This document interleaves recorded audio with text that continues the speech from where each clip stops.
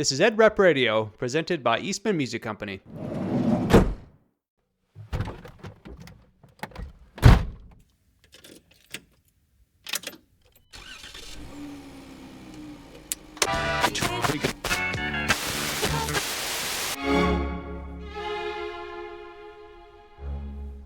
This is Ed Rep Radio, a podcast to bring you ideas and information from industry experts you can use on the road every day. Presented by Eastman Music Company, and I'm your host, Shane Duell.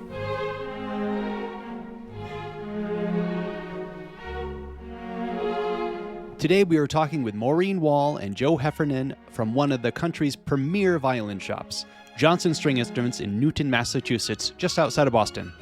We will hear about the meticulous treatment every level of instrument receives at their shop before going out to customers, the importance of their team of luthiers, how to work with higher level string instruments and their customers, and some great suggestions on how Ed Reps can best work with both school and private teachers in your market. Maureen Wall, Joe Heffernan, thank you so much for joining me today. I'm looking forward to this. Thanks for having us. Thanks for having us. Yeah. So Johnson String Instrument, this is a company that is, it's got a long history with Eastman. It goes back decades, doesn't it? I think it goes back to when Chen Ni, our founder, was still selling string instruments out of the trunk of his car. Sure does. That's one of our favorite stories that our founders tell about that relationship with Chen. It's very special. Yeah, it is indeed. Can you tell us a little bit about your company? And then I also want to dig into your background, but can you tell us a bit about that story, about the history of Johnson String Instrument, where you're at, and just a little history? Sure. Johnson String Instrument was founded about 40 years ago by Carol and Roger Johnson. They have a fascinating story as folk musicians. They started with a folk music center in Columbus, Ohio, and then later brought a business to Massachusetts, to the Boston area, and were kind of the first company around here that started renting stringed instruments. And they've kind of grown their business from there. Eventually, their son, Adam Johnson, took over ownership of the business. And he was kind of one of the first people on the map as far as starting up e-commerce and things like that. So we kind of grew with that size. And then 2014, Adam Johnson purchased Carriage House Violins, which was another local business. And from there grew our sales department. And now we are kind of serve as probably New England's largest stringed instrument company with 3 locations and lots to do. Right. Big market out there too, isn't it? Very much so. Yeah, lots of people. I just have so much respect for Johnson String Instrument and Carriage House Violins. It's got such a long legacy of very high standards, great service, really knowledgeable staff. I can't wait to dig into everything you do. But before we dig into all of that, Maureen, could you tell us a little bit about yourself? Yes, I'm currently serve as the Chief Operations Officer for Johnson String Instrument, Carriage House Violins. I started my career as a double bass player and on a whim ended up working at a violin shop a couple months out of music school, thinking, I would just do this until I won that first job. And many decades later, I'm still doing this. So I started my career in a very reputable high-end violin shop, and I spent probably my first 15 years of my career doing that. And then the company I was with was acquired by Johnson String Instrument in 2014. I served as the marketing manager for the company, and then maybe 6 or 7 years ago, I became COO of the company. So my, the retail, the high end retail side of this company is definitely more of my background, and I've had to kind of develop more of a working knowledge and learning from my colleagues like Joe about the rental school services side of the business, and it's been fascinating as we've been trying to grow that portion of our company. Okay, great. Thank you. Joe, how about yourself? So I joined Johnson String about 5 years ago as the director of sales, and then 2 years ago moved into the vice president of operations role. Prior to that, in the late 90s, I started cleaning instruments after school for the local school music dealer and moved from there into some retail and then went on the road as an ed rep. So I was a rep for 8 years, and then I spent another 8 in ed rep management before joining Johnson String. So I'm entering my 27th year working in school music. Wow, that's awesome. Great. So you know our audience well, don't you? I do. Yeah, fantastic. And the shop you worked at before, that was I guess what you would call a full line music store, band, orchestra, other things, or was it a string specialty shop? The shop beforehand, when I was first in the industry, was just band and orchestra rentals, true school Okay. music, no brick and mortar, no lessons, everything out through the van, bringing it out to the schools. Hmm. And then that shop was acquired in 2005. Okay. Okay. So you have band and orchestra experience. What do you play yourself? I'm a trumpet player, so I'm at the All violin right. shop, but I am not a violinist. Yeah. Well, that's I think going to be very useful And we're for the very audience. welcoming. That's awesome. So I'd like to dig into the string shop or the violin shop in general, because most people listening are working for, like you did, Joe, someone who represents band and orchestra. And I think there's a little bit of mystique actually about string shops and how they do things differently than someone who carries the full line of a band and orchestra. So I'd like to take a moment, just kind of dig into and unpack what it really feels like and means to be a string shop, and what's important to you and how you go about your daily business and present strings maybe in a different way. So let's start, Maureen. Of all the various aspects of your store, you have instruments, repair, accessories, sales, Mhm. customer service. Is there something that you feel is really the keystone to the company, the thing that you hold to a very high standard that sets you apart, to make you special, to make you who you are? What I always say to our new employees when we're onboarding people, we're starting new employees, is that we don't fit the model of a lot of other string companies. There's components of our business that do, but what we do is we assist a string player from the moment they start playing throughout their career. So we're with you when you get your first 1/16 size violin when you're 3 years old.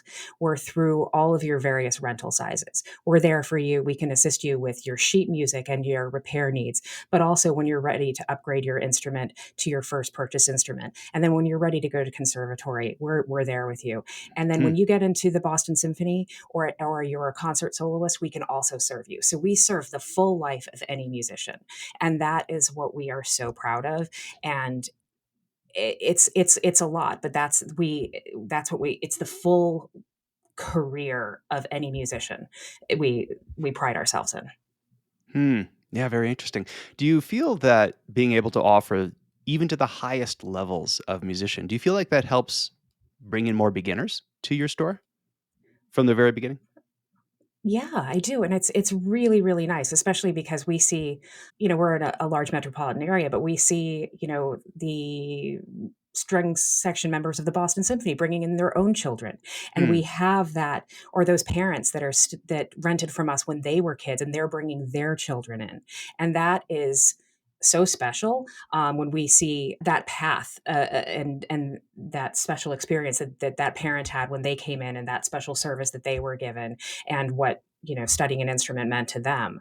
And then they also get to hear these great players that are in trial rooms next door playing these beautiful Hmm. concertos. But Hmm. then this child, starting in Suzuki Book One, and they're so eager. It's lovely. It's really special. Yeah, I could see that. I bet those young players coming in are inspired by Yeah, your exactly. experienced customers. Yeah, that's great. Joe, I'm really curious about your perspective here because you came from full line band and orchestra and then came into a string specialty shop. What was surprising to you? What was kind of like, wow, okay, that makes more sense. That's how they do it. I think the single biggest shock for me was walking in to see our workshop for our rental fleet. And there are, I know, Maureen, we went through the list this morning, between Carriage House and JSI. How many luthiers do we employ? 19. So 19 19. luthiers between both sides of the business. And just seeing all of these dedicated craftspeople working for consistent setups and recognizing that every half size violin might be the same. For us, it's a lot of Eastman 100s, but Hmm. they've all had the same care and attention that the more expensive instruments would get in the workshop. And just seeing that many people, dedicated to maintaining the consistency and the high level for what puts out, temperature and humidity have a big impact on our instruments. Good point. They're far from commodities. And I Hmm. underestimated the impact that could have before I worked here. So 19 luthiers, you have an army there. Obviously, that's a huge emphasis for you at Johnson String Instrument. So uh, why? What's the reason for having such a full luthier shop, and what does it do for your business? We're approaching 50 years in business. It's clear that the growth and stability of the business, we've always pushed quality and maintaining a high level of consistency for what we put out, whether it's a 1/16th size rental instrument, a modern maker's violin, or a 400-year-old piece of art. That promoting quality instead of volume first has allowed us to continue to see growth. Hmm. Hmm. So I'm curious. Let's say you didn't have the army of luthiers you have. How would that affect the presentation of the instrument to teachers? What's the difference between a Johnson string instrument rental and I guess your average rental from somewhere? I've worked for a few other shops in the industry, and as an ed rep, had some large string accounts. And it took a lot of going above and beyond, personally inspecting instruments prior to delivery. And I was unable to blindly trust the consistency coming out of the shops, partially due Hmm. to transit, partially due to temperature and humidity changes in the Northeast. But there was a lot of variety that could make its way to the end user if the rep's not willing to put that extra effort in personally to see that the consistency and quality is there and what they're bringing out to the school. Hmm. So it sounds like without luthiers like you have, then the ed rep has to be kind of quality control before it goes out to the student, at least out Right. like in the school at a rental night kind of thing.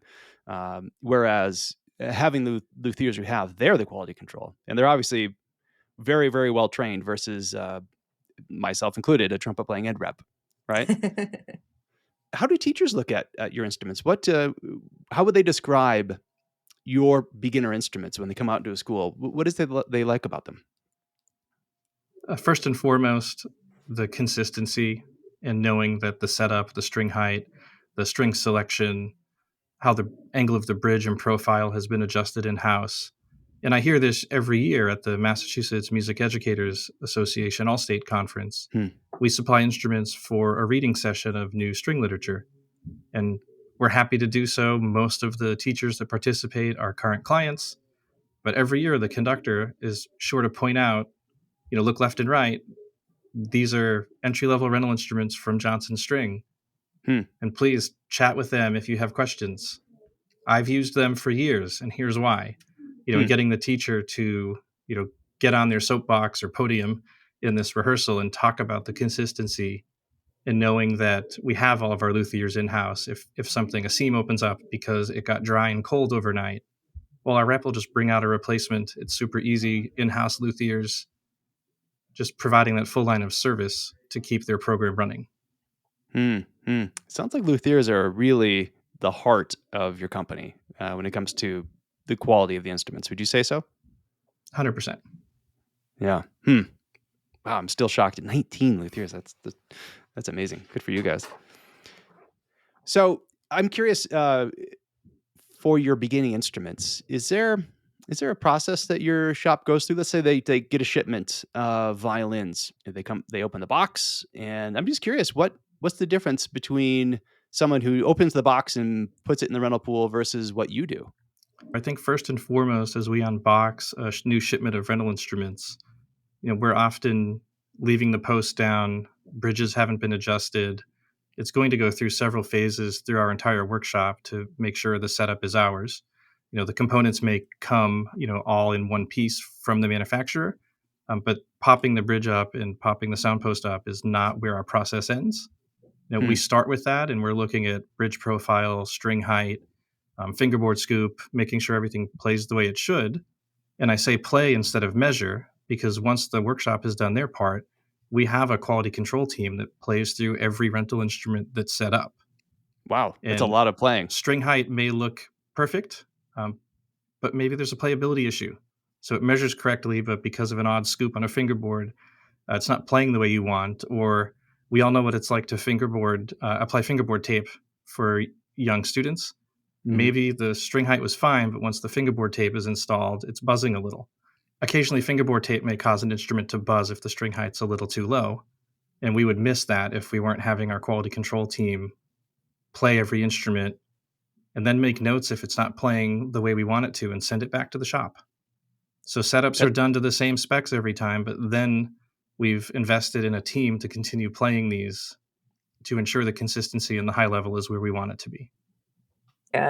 We're also playing, particularly with cellos, tend to have issues with wolf tones. So Hmm. that's another thing that we can consistently look for and adjust, and make sure that they're installing wolf eliminators if they're needed and things. It's just that extra step that we were referring to, that our string teachers that we're consistently working with are really, expecting to see from us. They want that instrument in the top playing condition when it comes into the studio for the lesson. Hmm. So you hold those instruments for young players at a very, very high level, don't you? We do, and, we've built up that expectation as well, and we have to maintain it. So, it's a Hmm. challenge on a day-to-day basis, absolutely. And the other thing is we do seasonally, we do market, humidity control products and making sure the team understands their use. You have quite the extreme, don't you? Super hot and humid summers and super cold and therefore dry inside winters. Mhm. So how does it affect your rental instruments? I mean, do you see them come and go a lot with weather issues, and your luthiers are working on them quite often? I think our biggest challenge that we have with rental instruments is with cellos, because Hmm. the bridges can get low, in the winter. That's our biggest challenge, where we actually try to sometimes we have to cut seasonal bridges for cellos. That's another thing that we probably kind of maybe separates us, is that we know that we just don't leave the same bridge on a cello. If the strings are too low, we'll cut a seasonal bridge, Hmm. but we'll keep the other one too, and we know what inventory number it's associated with, and then we'll kind of switch it out as the season changes, or if it comes back from a return a year later, or things like that. We can try to And yes, save. so that does mean in our workshop for the rental fleet, there's basically a card catalog of rental cello bridges so that we know which Wow. cello they belong on if it comes back off season. Rather than carve a completely new bridge, projection wise and humidity wise, we're going to swap it out for its most recent bridge. That's amazing. So you have a library of bridges that belong to a cello. That's next level. It took us a while to land on this, but we've found this to actually be more effective than carving new bridges every Interesting. time. So cellos have this moving string height problem enough that you feel like you really need to have bridges for various seasons or conditions. It sounds like. Yeah, it's very common, particularly in higher end sales. A lot of cellists have seasonal bridges and they switch them out, and we kind of have to do that with double basses. Double basses have adjustable bridges that kind of crank, that you can adjust them, because same thing, but it's kind of evolved to having the adjusters on it. Cellos, unfortunately, we don't have that, so we have to have the different bridges cut seasonally. Yeah, yeah. So I do get that question sometimes why basses have those wheels. So it's about the variability of the string height through the seasons. Is that Exactly, it? exactly. So do you think it's fair to say that the teachers, uh, well, choose your company because of the instruments? Absolutely. Hmm. Yeah, very interesting. On the instruments themselves, on the strings that you choose, I'm just kind of curious as part of your setup. Do you choose strings that are a little bit higher level or higher price than your typical beginner string? Do you go there? Do you upgrade those? We do. Um, I've on our instruments, all of our entry level rentals, we use dominant violin strings. It's just it does a lot more for the instrument. And Shane, something I recommend, for the Yeah. reps that are more comfortable in the band world is this conversation came up during a meeting at the NASMD convention recently. For me, I considered learning string preferences just like learning what mouthpiece a band teacher may want their advancing students to have. That a good starting point is having that conversation with the middle school and high school orchestra teachers and finding out what strings do they use on their instrument or what strings do they wish their students could have if they're ready for a better instrument or even just better strings. And I think in every band program, you'd know what the next mouthpiece would be the band teachers prefer their students to have. And if you don't know, what string or even what rosin an orchestra teacher may recommend, that's a great place to start. Hmm. Yeah, that's a good point. Interesting comparison. Mouthpieces to strings on the It's instruments. not quite apples to apples, but I think it's just as effective in learning the preferences of the teachers. Mm. Yeah. Yeah. Okay. So I'm curious about bows that you put in your beginner instruments. Do you have a go-to material? I know there's several out there: Mhm. fiberglass, carbon fiber, wood. What do you think is a good thing to put in those, and what do you use? Ideally, carbon fiber bows is our preference. We do also have fiberglass bows, and we have wood bows too, if they're requested. We try to be pretty flexible with the options, but mainly we use fiberglass and carbon fiber. Okay. Okay. Is that for durability reasons? Exactly. Yeah. Yeah. Exactly. Right. Okay. Interesting. Sometimes I'll see cases, kind of digging into that aspect. I'll see sometimes cases from a string shop tend to be uh, zippered, which Mhm. sometimes surprises me. And sometimes they're latches. I'm just kind of curious in this little detail, but what kind of cases do you use? Zippers Zippered are or latches? surprising. That's interesting. Hmm. We do both, actually. Okay. Safety of the case is really important. Obviously, safety for the instrument is really important. We make a conscious effort to purchase uh, a higher end case and that has a durability to it as well. Mm. We like to see that we reuse cases year over year. They don't end up in a landfill. There's some of these foam cases that are out there, or plastic cases. I think as far as rental cases go, my biggest pet peeve are the cases that have the metal edges. Because as you could imagine, with a wooden violin, you hit it on the metal edge of that case, Ah. and you end up with a trip to see the luthier for a touch up or a new corner or something like that. So Oh, never thought of that. that's one of the main things that we try to keep. We're very careful about. So we have a really consistent case that we use that's quite durable and keeps the instrument very safe. Yeah. Yeah. Okay. Okay. Very interesting. So I have one question. My son's a cello player, sixth grader, and he's about to go into a full size. He's taking lessons. And I bring this up because what I'm about to explain, I've seen in a lot of young string players, and I can't figure it out.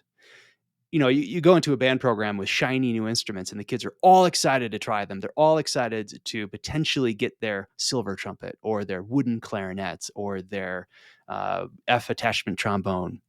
Sometimes I see, with my son included, they're not super excited to get a new instrument. It's like they get attached to their instrument. Like there's some sort of a bond there that they don't want to break, even if it means getting a much nicer full size instrument. I'm curious if you've seen that, if this is a thing with customers, and what is going on there.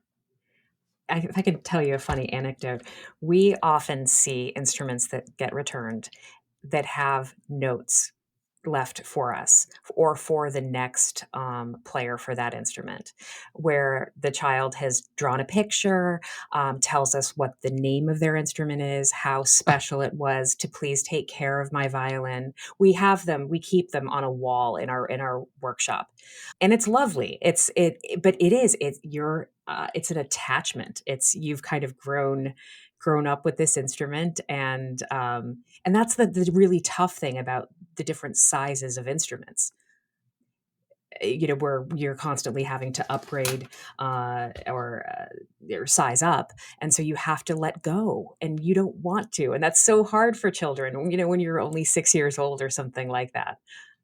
So it's like there's this deeper personal attachment with string instruments than wind instruments. Well, I don't know. Is it? I mean, you could certainly be attached to your oboe the same way, Yeah. but also maybe because a lot of kids are starting violin at 3 years old, and so you Mm, could um, maybe I'd say string players. A lot of kids start really young. Not through schools necessarily, but um, I've never heard of a wind player leaving a note in the instrument for the next player. I mean, that's unique, I think. I mean, I'm sure it's happened at some point somewhere, yeah, but exactly. just that kind of sentiment for a string instrument seems just deeper and more personal to a string player. I don't know. I don't know what the reasoning is behind that. but I do see sometimes it's even a barrier for them to want to get a better instrument. Yeah, that's interesting. They just need to fall in love with it again, or fall in love with Mm, the next instrument again, and it's there. They'll find that partner. People always refer mm, to finding your instrument as like it's like dating. You have to find the right person and the right instrument, and it's going to be your life partner forever. So it's oh just yeah, well, special, it's like they have to break up with their right? 3/4 violin, and that's hard. Breaking up is hard, and then they have to find a new relationship. And they have to That's write a a love letter to it. Yeah. wow. Yeah, I haven't thought of it that way, but if it's that personal, I could see it being a challenge. Do you have any, for those students who are outgrowing the 3/4, it's time to go into a full size. Mhm. Do you have any good tips on how to introduce them to this idea of, okay, it's time. It's time for you to get your next instrument. It's time for you to get into this next size and level of instrument. Mhm. Any thoughts there? I think that, having, my daughter is a violinist, so I kind of went through this process with her. Hmm.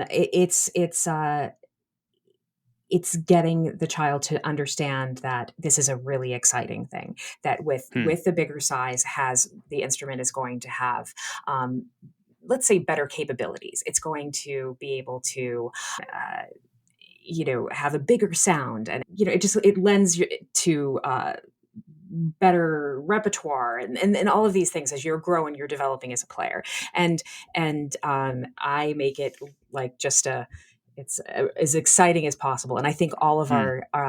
our staff, whether you're coming in for a rental of the next size or sales, it's a really exciting moment. And it's Hmm. just each time you're upgrading the instrument or by size, it's just you're ready for this next really exciting phase in your playing. Yeah. Yeah. Make it all exciting and positive. Yeah. So I'd like to dig into what we in the school music world like to call step ups. And it's interesting because one thing you talked about before we started the recording was that, hey, we don't call those step ups. So, Maureen, what do you call the higher level instruments, higher priced instruments? How do you refer to these once someone comes off of that rental if they're not a step up? Yeah, this is a really interesting thing for me, particularly, not coming from the school services background. I had actually never even heard the term until I attended an NASMD conference, Hmm. which sounds kind of crazy considering how long I've been in the industry. But basically, we take it from a rental to a sales customer. So we Hmm. have departments that handle rentals and departments that go to sales. And so obviously we have the way our rentals work, we have they establish a credit that they can use towards purchasing, which they could do that, or they can just come in as a sales customer. But we have different teams that handle the different transactions. Okay. Okay. So you don't necessarily refer to them as intermediate or professional or things like we do in the wind world, do you?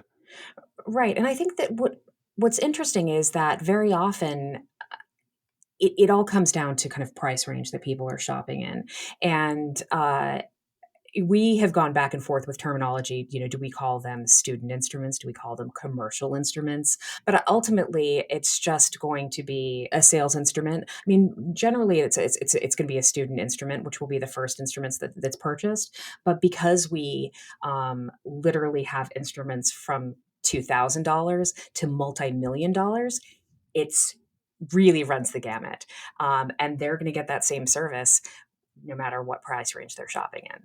Interesting. Wow. You have multi-million dollar instruments. We do. So this brings up an interesting topic, which again is probably a whole series of episodes. But it, this price range that you have on string instruments is unlike anything else that ed reps work with. I mean, violins are the only thing that could potentially cost millions of dollars, right? So I'm curious, what do people pay at certain levels? What's normal for them? Because sometimes you have parents come in and say, "Wow, $2,000 for a violin? Gosh, that's a lot of money. I could buy a so and so, instead." So, Exactly. but we all know in this audience right here, $2,000 is just scratching the surface. of a Right. violin. So I'm just kind of curious, who at what levels of of players, like you have soloists and concert masters and section players and Juilliard attendees. Mhm. I'm just kind of curious, what do people really pay? Who are these customers that pay these various levels? It's a good question. I'd say the average instrument that maybe a high school student would purchase, you're in a full size violin, you're ready to own your instrument. I'd say is going to be in the maybe the $2,000 to $5,000 price range. That would be a a modern instrument. Maybe like from Eastman or other companies that are out there. But as you start progressing, I'd say if you're an advanced high school student, that's just going to go up from there. If you're Hmm. a conservatory student, I'd say the average conservatory student is going to own an instrument starting at 10,000, maybe to 50,000. If you're looking to win a job, you're looking probably most people are going to be over $100,000. A professional orchestra job, concert Hmm. soloist, most of their instruments are going to be well over $1 million. And this is really general, but Sure. uh, and of course there are every instrument is different, and some instruments sound tremendous, and they're not fine Italian instruments. And that's not to say that, and it's very subjective, but um, The these other price thing that's ranges really important, vary. the other thing that's important to point out is that in particular, for some of our cello sales clients with a $10,000 budget, they may spend half of that on the bow and half on the instrument. Hmm. But then we also have rental customers that'll upgrade to the nicest rental available and invest in their own bow that's several $1,000s. So that the bow is not like an add-on, like an upgraded mouthpiece could be, when you're buying your intermediate or professional saxophone. It's often Hmm. its own separate purchase and own separate sales process. And the bow costs as much as a lot of instruments, it sounds like. Yeah, I mean, we have bows that we're offering as well that are well over $100,000, and that's why it's such a Hmm. rare process. Our sales appointments very often are just for bows. Very often, people choose their instrument first, and once they have their instrument, then they'll try to match the bow to the instrument after that. But that's at a different point in the development of the player. Sure, sure. This is kind of a fascinating topic because wind players never really come across these kind of price ranges. What someone will spend for one of your bows is what a trumpet player will spend for all of their trumpets, all five of their trumpets. It will cost one of your bows, for a certain level of players. So it's just a whole different world. So I find it kind of interesting in the junior high and high school level where most ed reps are working. Mhm. What price ranges do you find are really most appropriate for what you would call your average junior high and high school player? It sounds like you mentioned 2 to 5 for high schools. How Exactly. about junior high? I'd say that for junior high is interesting because the trick with string instruments is that we have different sizes as the children grow. Mm, And that is what makes it interesting, particularly when you get into this idea of, I'm going to call it step up now, just because we're saying it. okay. But if you're ready to purchase, a lot of times with strings, parents are waiting till the child is in a full size violin because then they won't need another one. Um, Right. and so very often for like a middle school student, if you're maybe uh, I have a middle schooler, so at 12 years old, you're maybe not ready for your full size violin yet. Maybe you're still a couple years out. So for us, we recommend people to kind of stick with renting at that point, and maybe kind of do a higher level rental through our company, Okay. or if they're ready to purchase, yeah, just kind of like our entry level sales instrument would be fine, and then they can trade it in when they're ready for their full size violin. Okay. Okay. So I'm curious when it's time for a full size violin or string instrument in general, and you're trying to explain to a parent what the differences are between these next level instruments and what they've been renting. How do you describe why they cost more? How do you get that across to parents who maybe aren't string players and they're like, well, "What do you mean this costs $5,000? I don't understand." What do you tell them? Well, we're fortunate that by and large, they're hearing their students play these instruments, and most of them can hear an appreciable Hmm. difference in sound. So that opens the conversation on less of a defensive front, despite the sticker shock, is literally hearing how much better their child sounds. But we do talk about, where the wood's harvested or how it's aged. What do you think, Maureen? Well, I also think that we explain it just as far as the craftsmanship. That's the craftsmanship is going to be more advanced as the instruments are more expensive. We kind of use that. We also talk about the setup. We have different workshops here. We have a rental workshop, and then we have a sales workshop too. Hmm. So we differentiate things in that category. Obviously, we're doing tonal adjustments before anything comes out onto our sales floor as well. So we're adjusting the sound post for optimal playability and sound. And then we have the player, the teacher, the parent, whoever that decision maker is. They're going to be letting us know what they're looking for in the instrument, and so we're trying to kind of cherry pick the correct instrument, and hopefully, as Joe said, when they play on them, they can really hear the differences between the varying instruments, and it hopefully can help just sell easily. Yeah, yeah. That interaction of a salesperson and parent and student is something I'd like to kind of dig into. A Hmm. lot of ed reps will, if they're working an event in the store or they're out in the schools and they're helping students get to that next level of instrument, helping them make that selection. I'm wondering if you could kind of walk me through what your sales appointment looks like. Someone walks in with a rental instrument. How do you take them through this process to help them find the best instrument for them? Yeah, it's there's a couple different scenarios that it could be. If they're coming from a rental, I think that they have an idea of what kind of sound that they're used to. So I think it's very important that we say, okay, what do you like about your instrument? Tell us what you like about your instrument. And then what are you looking for? What else are you looking for? Very Hmm. often the player doesn't really know that. It's just mom and dad saying, like, we're going to do this, or a teacher saying, okay, it's time to do this. So then you have to defer to maybe the teacher if they're in the appointment, or the parent. So it really that's where you kind of have to shift where Hmm. you're going. Very often, our staff will kind of play instruments for the students, because sometimes students are really shy, and they're not True. so comfortable in that scenario. So we really try to feel out the player, the people that are part of the appointment, and just kind of see how they would like to approach it. We want the player to feel comfortable. And very often we'll take a look at what price range that they're working in, and then they pick their favorites, and then we send them home with them on trial Oh, for a week or two.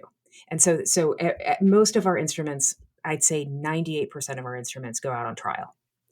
wow. Yeah, we are not just, they're not in store, and it's home for a while. Play them, make sure they're happy with them. What do you think that does for the customer and the sale of the instrument by doing that? It sounds like a little extra time, a little extra risk too.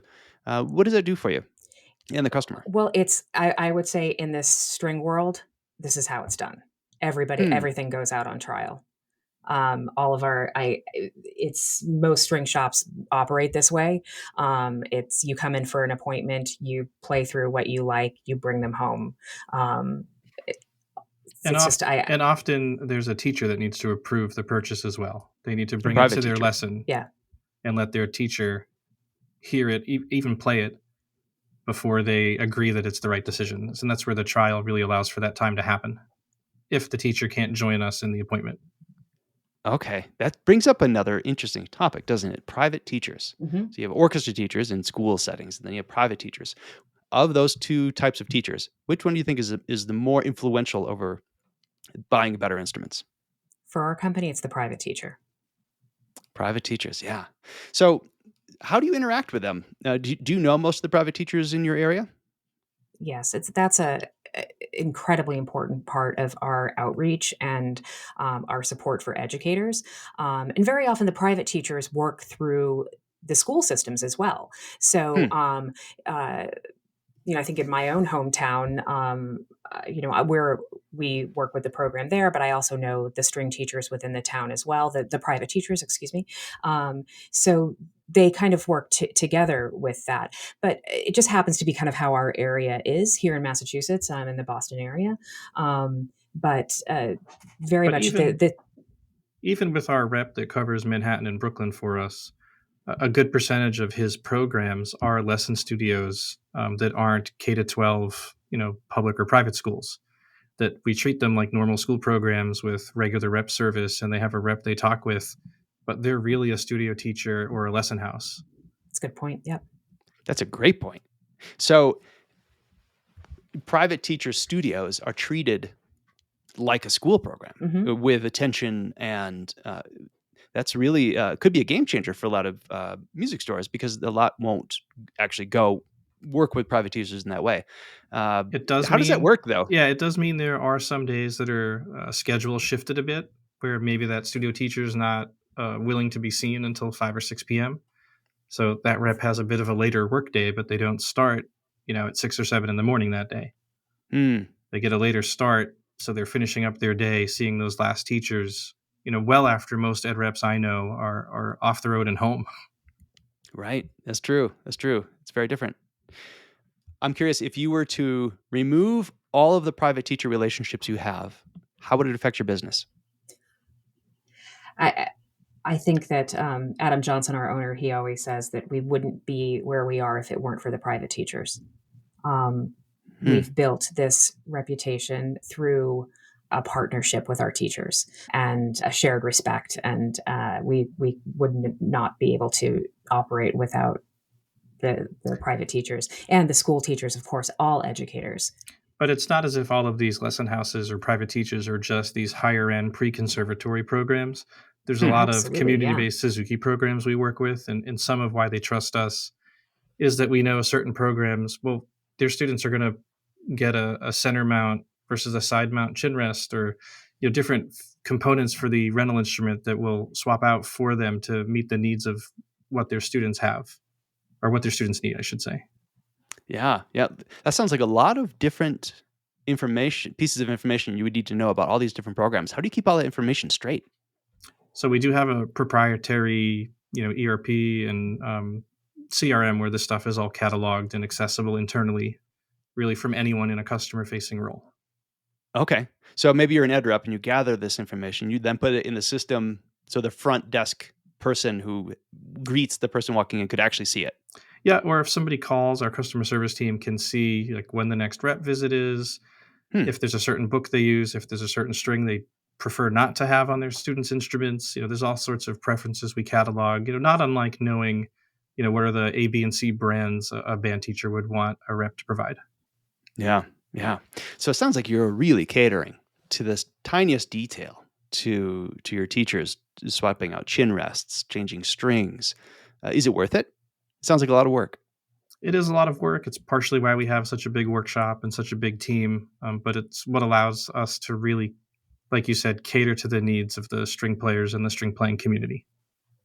Would you say you have pretty loyal customers? Even just this morning, we heard from a potential new school contact because the new teacher used to work with us somewhere else. Oh. And they're letting their boss know you should give Johnson String a call. So the relationship with that teacher, even though they moved, that relationship moved to the new school, is what you're saying? It's starting to, and it was, very passive. It was our school service team saying, good luck in your next role. You know where we are. Anything changes, anything we can do to help support your new program, feel free to reach out. The longer game of relationship building and expanding the network, pays dividends. Yeah, totally agree. That comes up so often on this podcast. Absolutely. So I'm curious, you have your ed rep team and you have your inside sales team.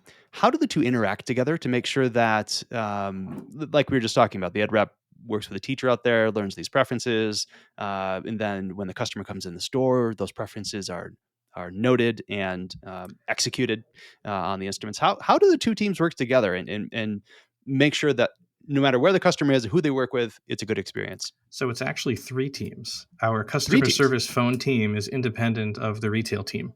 Okay. There are different roles within the company because our customer service team also supports the e-commerce needs. So the school service team works down the hall from the customer service team.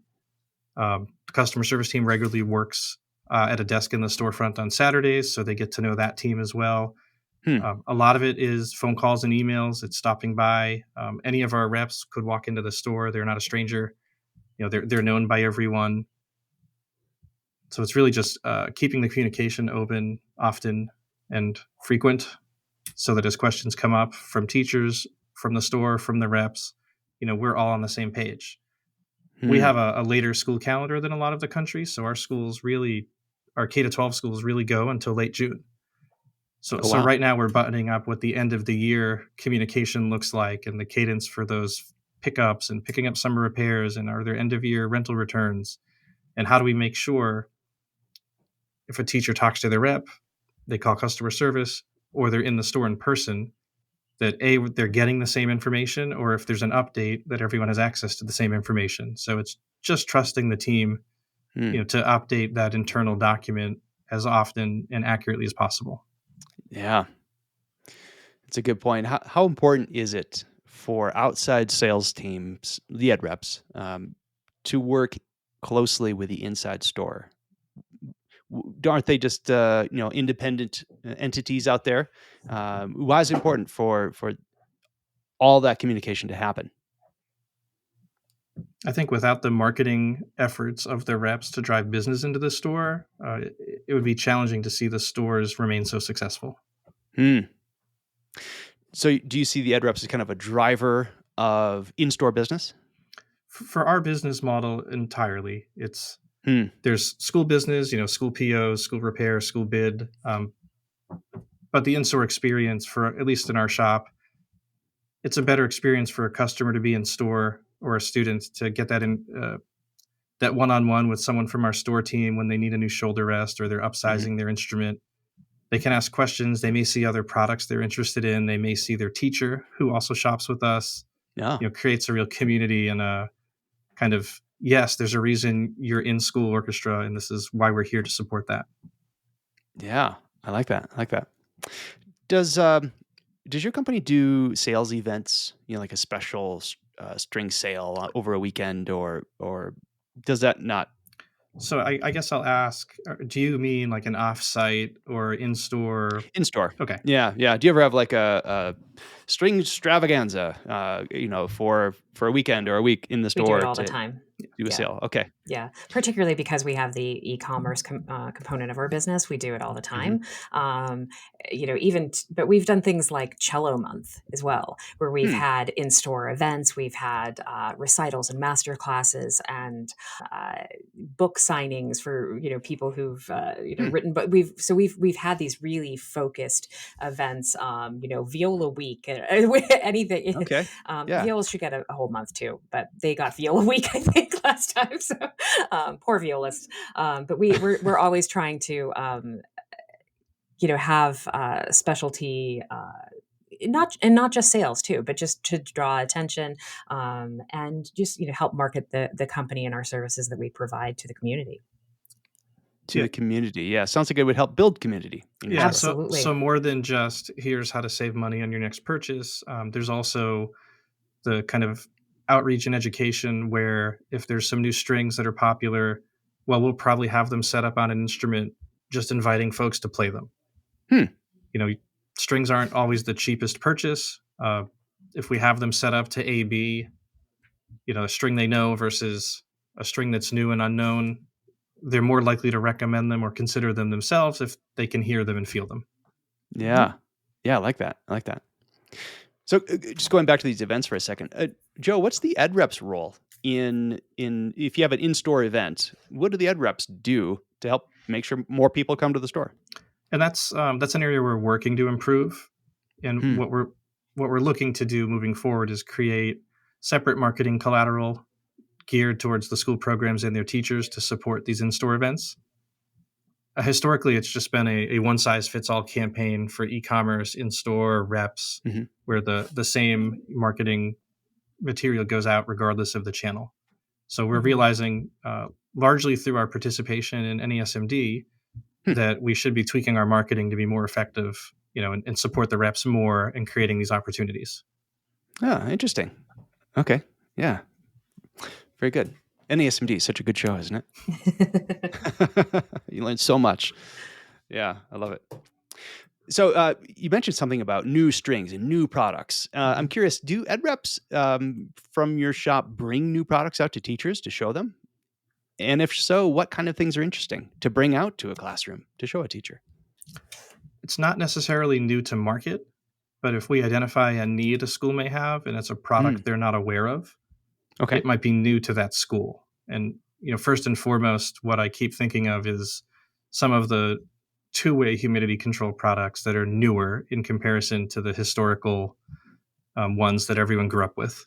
Okay. They're safer, they're easier to use, and teachers may not know too much about them.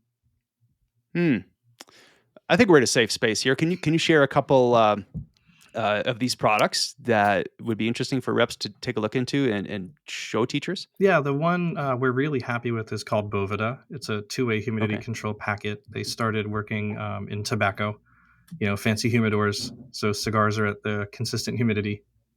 But that application extends beyond violins because they also have a small product for reed cases. All right. Yeah. To keep your I've reeds. seen them make their way into the music industry. We found those to be popular and effective. All right. Good to know. Good to know. What else outside of humidity control would be interesting to bring a teacher for an ed rep to kind of show them? We've received great vendor support from when new strings are announced and released, using some cooperative efforts so that we can put them on an instrument and drop it off for the week to be reviewed.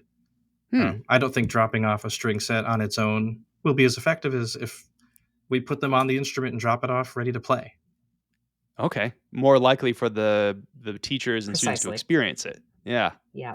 Otherwise, it'll sit in a box, get covered by paper, and then you just lost. pick them up next week, and you didn't accomplish anything for increasing awareness to a new product. Yeah. Yeah. Do you ask the teachers for their opinions in the review on these products? Yeah. 100%. Yeah. How do you think that makes the teacher feel when you look for their opinions on things like that? Influential, valued, respected. Yeah. Is that a good way for reps to kind of build some rapport with these teachers and get some feedback and gain some of that trust?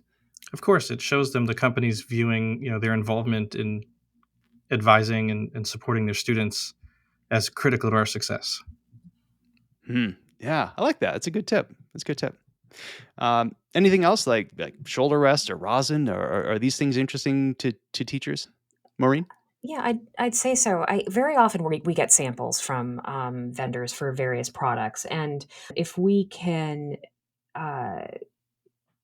send them out with the ed reps, and it might not be for every teacher because not everybody has time to review products but just to have fun with them and check in casually later on. I can think of one educator we work with who had very strong opinions on bows, does not want us to use fiberglass bows, and we've had meetings with him, and we sent samples and so. But it just, as Joe said, it's important for us to understand his needs and for him to feel valued and heard, and what the expectations that he has for his students and for the instruments that we're providing the schools. Yeah, sometimes it's more than we kind of expected, but in the same regard, it's a lot of teachers really enjoy having exposure to new products or different things that are out there. Yeah. It kind of gives your ed reps a reason to be out there, doesn't it? It gives them something interesting to talk about. Very much so, yeah. Yeah. I always find that's teachers often light up when you have something interesting to show them, because maybe they don't get to travel into your store, but if you bring something interesting, they're happy to see it. Yeah. Great. So, Joe, you were an ed rep for quite a while. I'd like to kind of dig into an ed rep's approach to string teachers. And first of all, does Johnson String Instrument, do you have ed reps out there going out into the schools? We do. We have 3 full-time reps, a coordinator for the team, and then a manager. Okay. And they're out there full time? They are. Okay. Excellent. So I'm curious, your ed reps, are they string players? Not all of them. Okay. Interesting. So what do you think is one of the most important aspects of being a good, successful ed rep to orchestra teachers specifically? Because I know you were an ed rep to both, right? Band and string. I want to focus on the string teacher and how ed reps can best interact with them, the questions they should be asking, the kind of service that would be best for an orchestra teacher.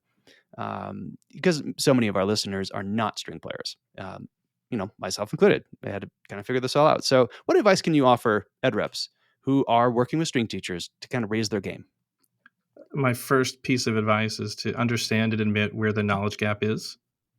And maybe that's from talking to your luthier, or if you're in a shop that outsources string repair, ask that person that comes in or does pick up drop off and does your repair, or just ask your teachers. If they have a repair that's coming back, or a student has a repair issue, if as a rep you're not completely sure what contributed to that, or what it is, no one's asking you to diagnose it as a rep right away. The Hmm. teachers are happy to share their knowledge with you, so you're at a point that you can better support their programs. And Okay. occasionally that will mean pretending somebody's educated you on something you already know, and that's okay. What do you mean by that? When I was in my early 20s, I had some large string accounts when I was a new rep, and I had a teacher that was so adamant that she had to show me to make sure like the neck and the scroll were supported as I put a bass into my van. That she was Hmm. nervous I was just going to take a corner hard and the bass was just going to topple over and the scroll would snap off the top. And Okay. I knew how to load a van, but I learned that day, and I didn't let on that I had been taught that in the shop before I was on the road at all. Okay. Was she nervous because you were a trumpet player? A little bit. Yeah. Yeah. Interesting. Yeah. Do you think that is important to string teachers that that their ed rep is a string player? I think it depends on what the goal for the rep during the visit is. Hmm. If you are supporting the needs of the school music program and the needs of your rental fleet, I don't feel it's mission critical to be a string player, but I do feel it's mission critical, to understand how a stringed instrument functions, learn how to change a string, learn how to identify like the biggest repair issues. Just Hmm. like I would venture to say almost every rep with a band background knows how to look at a flute and determine if a spring has slipped and how to push a spring back into place. Hmm. Yeah. Good point. Good point. So obviously, at your company, you have an army of luthiers and specialists that your ed reps, if they don't play a string instrument, they have lots of people to lean on Exactly. to get this information. But let's say you don't. Let's say you're an ed rep who doesn't have a string player in the company. There's no luthier. There's no string specialist like you have. Where do you go for that kind of information? What do you suggest to build that knowledge up so there's less of a gap between the ed rep and the teacher? This is something that the COVID pandemic made access to information online and training materials, everywhere on YouTube or even on reputable string shop websites. They've created learning materials to educate their rental Hmm. customers and their teachers on things like how to properly change a string. Hmm.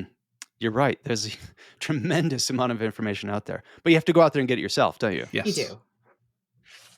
Yeah. Yeah. Good point. Good point. There is, YouTube is just amazing when it comes to all the information out there on all these things. Is there anything off the top of your head? Is there a certain source or a certain channel or maybe a YouTube influencer out there that has this kind of information? A go-to? Or is it just kind of all over the place?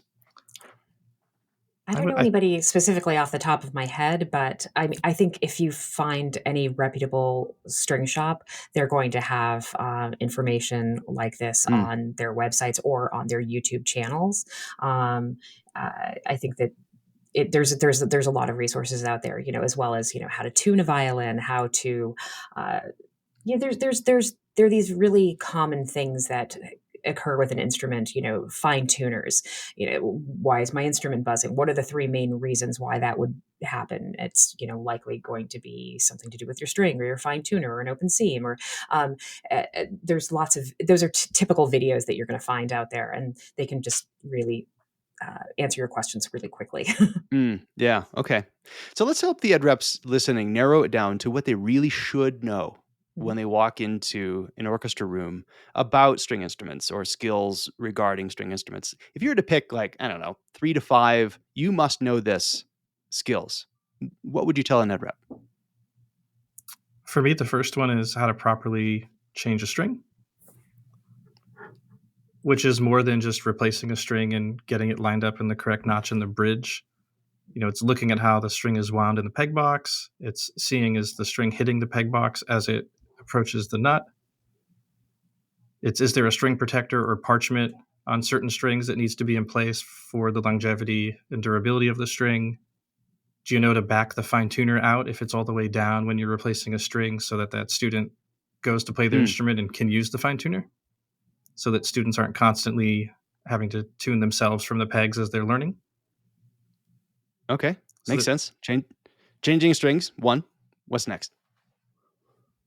As a double bass player, I can't help but always talk about this. Your average double bass, that your technically full-size double bass, is a three-quarter size double bass. This is something that people constantly, we get orders from teachers for full-size double basses, and no high school student is going to be playing a bass that's that big. So I think that's an interesting thing to know, to just understand that occasionally you'll see a 7/8 size bass, but not in your average school. That, and to know to ask about whether it's a French or German style double bass bow. I think those are, there's these variables within the bass community. Yeah, kind of a unique instrument versus the violin, viola, and cello, isn't it? Right. Exactly. Yeah. Okay. What else? So one other is learn how to identify if a bridge is in the correct place. Is it centered where the F holes are? Is the bridge straight? Are the feet flat? Can you slide a piece of paper under either bridge foot? If so, it's either in the wrong place or not fit properly, and that's going to affect everything. Because you may see a string height's too low or too high, but it's really because the bridge is warped, or the bridge is slipped, or the bridge is just improperly fit. Yeah, the bridge is a big deal, isn't it? Absolutely. Yeah, it really affects the playability of the instrument. And that's a good one. Yeah, being able to, I see it a lot, actually. You just look at any string instrument, and so often out in schools, the bridges are warping, or the bridge is not in the right spot. It's just kind of shifted off to the left or the right, or, it's way too high, or somebody put a bridge blank on and didn't carve it. Well, if the string tension goes down and then all of a sudden you try to set up, it can be a nightmare, and your post goes down. There's so many things that can happen. And that's a fun thing we do during our educator in-service clinics about maintenance and repair, is one of our luthiers half cut a bridge. So like the left side of the bridge is a blank and the right half is properly carved. Interesting. So a teacher, you can pass it around and they can hold it in their hands and see just how much effort goes in to properly shaping and carving a bridge to fit an instrument. Yeah, that's a whole topic, and that's a whole episode. Yeah. That accomplished more than any number of conversations could, just like handing it to somebody to look at. Yeah, I like that. The other thing I would suggest is just becoming comfortable understanding why seams open up, and that a seam opens up in place of wood cracking. So sometimes when there are instruments cracking or seams opening up, a teacher may be inclined, especially if they're not a string player, to wonder what's going on. Like, are these all lemons this year? And truthfully, it may have something to do with the HVAC at the school, and they may not have control over that. But when they're advocating for a larger repair budget because it got dry and cold over the weekend and all of the cellos and basses now need to be repaired, when the students were as careful as they could be, they need to do something to maintain consistent temperature and humidity, or they're going to constantly be in this position of spending a lot of money on repair. Exactly. So understanding wood and weather and humidity is something that ed rep should be able to walk into a classroom and be able to explain to a teacher, right? Very much so. Yeah, interesting. So what else? What else should an ed rep know when they walk into an orchestra room? Well, I mean, I think the bow itself is this, is almost it's an instrument in itself. And I think that, Hmm. when you separate maybe some of the fiberglass bows and things like that, but there are issues that come along with bows as well. The fact that they do need new hair, the fact that the humidity really affects the length of the hair. So all of a sudden your bow can't tighten anymore. And if you don't know, you think my bow is broken or something's wrong with it. And little do you know, it just rained overnight and the hair is really long and it's sagging, or it's very cold out and the hair shrank and now I can't tighten my bow any longer. And usually that's just something you can just switch out a bow for. But Hmm. also, just to know that there's nothing wrong. It's just largely, again, like Joe was saying, the weather can really affect these things. But also every bow is different, and one bow works well with one instrument and maybe not with the other. So Hmm. it's its own component. I don't know an example maybe in the woodwind and brass world, but it's unique to each instrument. Yeah, yeah, it sounds more like the mouthpiece on a Right, radio. right, exactly that The analogy. bow Yes. and the mouthpiece are kind of similar, in effect to the Hmm. rest of the instrument. Thank you. Yeah, that makes sense. And Yeah. this is where the plethora of humidity control products available to string players. This is why they're there. They're Right. not. They're Mm. truly not a luxury item. They're there to maintain consistent humidity so that their instrument is safe. Because often it's not that it's too cold or too humid; it's that the change was drastic, Mm. and Make a quick acclimating change. so quickly. A quick change in temperature and humidity is a bit of a liability with a string instrument. Hmm. And we fought Yeah. this battle at the recent ASTA conference. The convention center was very dry, so we had a two-way humidity product where we packed everything up every night so that our instruments could survive the week in this very dry, open convention center. That's Mm. right. Yeah. Yeah. I've seen instruments crack in those kind of convention centers, that left overnight in the hall, and the next morning, it's like, "Oh, what happened?" Yes, exactly. It's so sad when that happens. I'm curious, with your interactions with your area teachers and having the knowledge that you do on all things string instrument, having this army of luthiers, do you have any sort of education that happens like an outreach to teachers to teach them about how to best take care of your school cellos and your school instruments and help them from cracking and warping and all the things that happen when it gets dry? Because, the Boston gets super cold, right? And I'm sure it gets super dry inside. So I'm just kind of Hmm. curious what you do and what advice you might have for ed reps out there to help educate your teachers to avoid some of those common weather issues. There's a couple things. We're fortunate that the coordinator for our school services team has some workshop experience and has worked Hmm. in other violin shops. So she's able to put together a 60 to 90 minute in service, talking overall about preventative maintenance and repair. But through that, we're able to really hone in on if your room's too dry, here's what you're going to deal with for repair issues and repair cost, and really try to compile what kind of budget impact that could have on a school simply Hmm. by losing control over the HVAC. Right. That's really smart. Have an in service for the district teachers, huh? Hmm. So I'd like to go back to the string teacher and kind of the way that ed reps can work best with string teachers, especially for those who are not string players. Comes up so often. You see these sessions quite often at NASMD. How to work with string players as a band person. That kind of topic. Very popular to talk about. So I'd love to know some insight and some tips you have for ed reps who are wind players, band people, and now need to start working with orchestra teachers. What are a few things that they should be aware of to do and not to do when they walk into an orchestra room to be able to build a relationship with that teacher? What do you think, Joe? For me, the first one is don't deliver an instrument where you haven't opened the case. Hmm.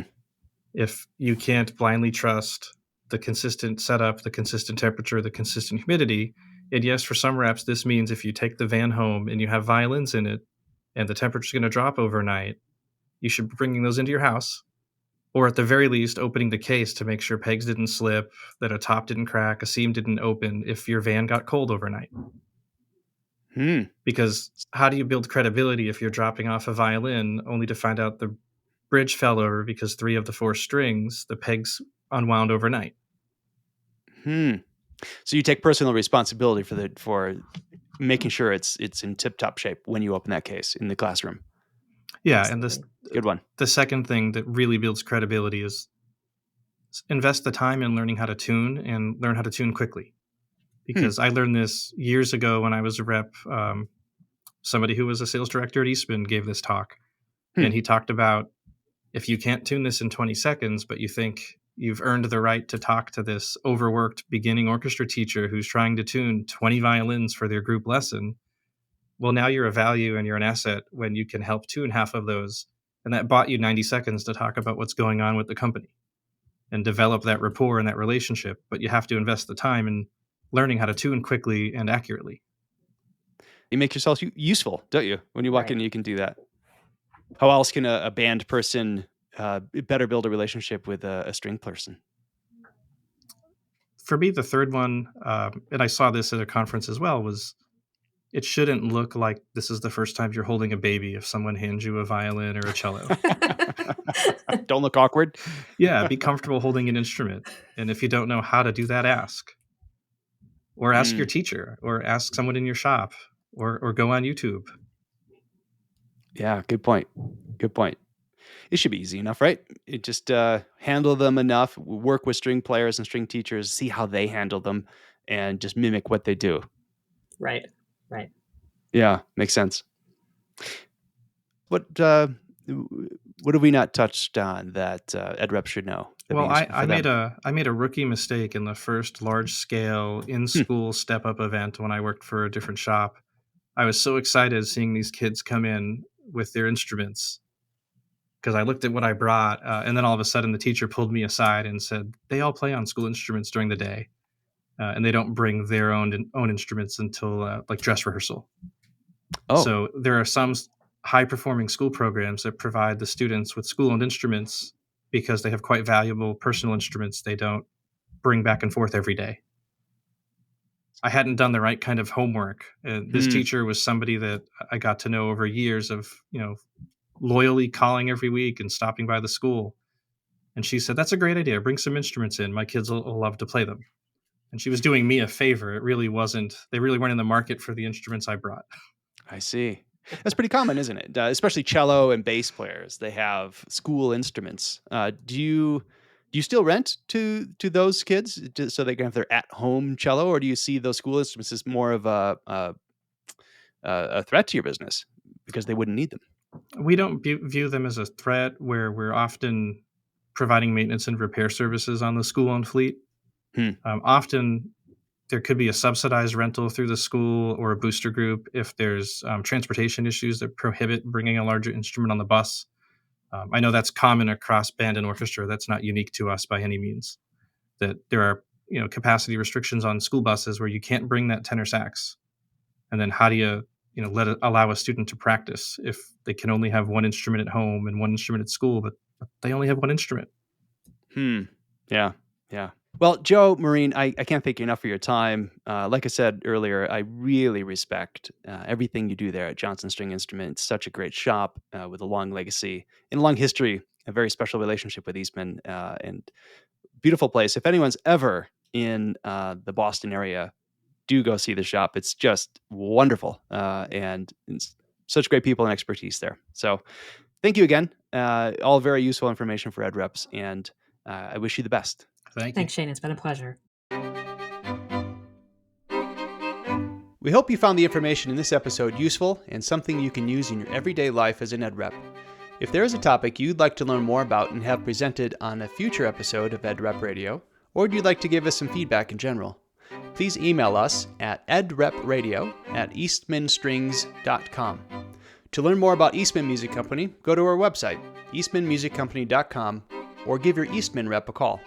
Thanks, and drive safe.